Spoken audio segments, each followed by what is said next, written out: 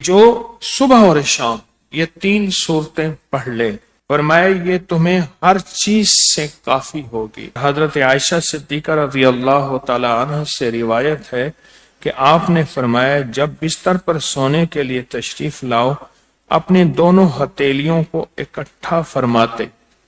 آپ جب بستر پہ سونے کے لیے تشریف لاتے اپنی دونوں ہتھیلیوں کو اکٹھا کرتے۔ اب آپ دیکھیں یہ عمل ہے۔ ایک بندہ کہتا ہے کہ ہتھیلیوں کو اکٹھا کرنے کی کیا ضرورت ہے، ایسے ہی پڑھ لے۔ یہ ابکری والے یہ عمل کہاں سے لے آئے ہیں؟ اس کی ناواقفیت ہے، اس کے علم کی کمی ہے۔ جو عمل میرے کملی والے نے فرمایا اب مجھے کسی دلیل کی ضرورت نہیں ہے، یا ہے کسی حوالے کی، کسی ثبوت کی نہیں ہے۔ جو میرے حضور نے فرمایا بس حق ہے، حق ہے اور حق ہے۔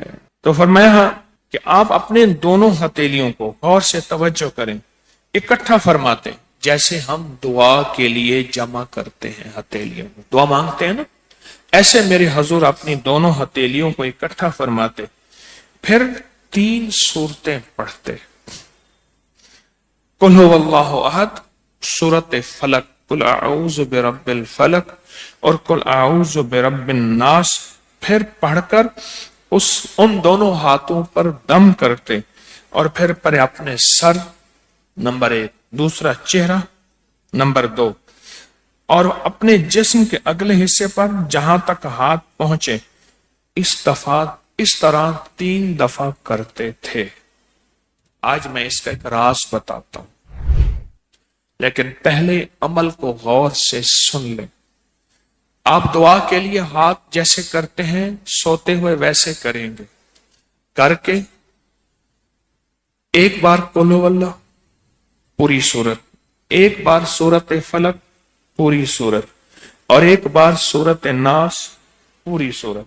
ٹھیک ہے، پڑھ لی، ہتھیلیوں پہ دم کیا۔ دم کرنے کا پر پہلے سر پر اوپر سے شروع کرتے حضور، سر، پھر چہرہ، چہرے کے بعد اپنے جسم کے اگلے حصے پہ جہاں تک ہاتھ پہنچتا، پھر پچھلے حصے پہ آپ پھیرتے، اگلے حصے پہ پھیرتے، پھر دوسری دفعہ ایسے کرتے، ہاتھ پھیلاتے دونوں ہتھیلیاں، پھر یہ 3 صورتیں پڑھتے، پھر ایسے کرتے، پھر تیسری دفعہ بھی ایسے کرتے تھے۔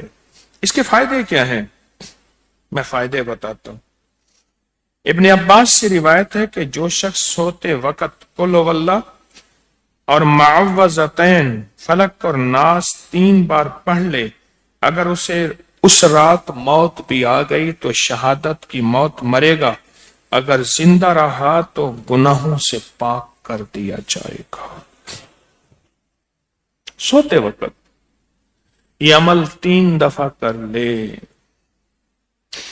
اور عبداللہ بن خبیب سے روایت ہے، فرمایا جو صبح و شام 3 بار قل هو اللہ اور معوذتین پڑھ لے،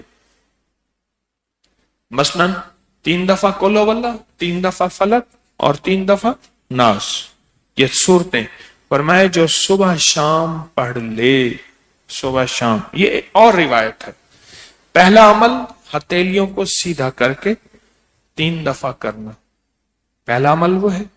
دوسرا عمل یہ ہے کہ جو صبح اور شام یہ 3 صورتیں پڑھ لے، اب اس کے کمالات سنیں، فرمایا یہ تمہیں ہر چیز سے کافی ہوگی، بس اب تمہارے لیے اللہ کافی ہو گیا۔ اب تمہیں کسی چیز، کسی پریشانی، کسی دکھ، کسی تکلیف، کسی ناکامی، کسی مصیبت کو انشاءاللہ آنکھوں سے نہیں دیکھو گے۔ یہ جو ہم دعا کے لیے ہاتھ پھیلاتے ہیں یہ دراصل کشکول ہے کہ مولا میں خالی ہوں، میں فقیر ہوں، میں منگتا ہوں، میں پیاسا ہوں، میں عاجز ہوں اور تو شہنشاہ ہے، مجھ فقیر کو عطا فرما۔